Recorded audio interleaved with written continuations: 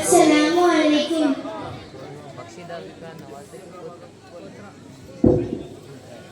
वालेकुम अस्सलाम व रहमतुल्लाहि व बरकातुहू।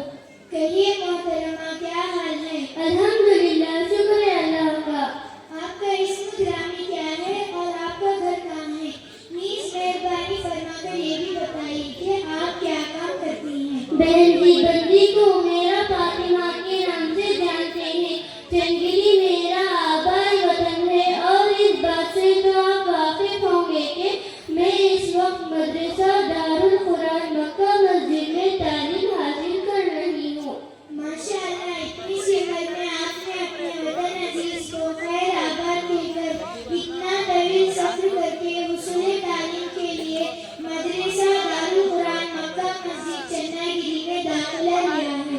बहुत ही मसरत और खुशी की बात है कि आप इस वक्त कौन सी किताबें पढ़ रही हैं? बहन जी, मैं इस वक्त कुरान मजीद को अपने सीने में महफूज करके और साथ साथ दीनी तालीम को सीरत पाक वगैरह की किताबें पढ़ रही हूँ। वाकई आपके ज़ौक़ और तहक़ीक़ व तलाश हक़ को देखकर बड़ी मसरत हुई।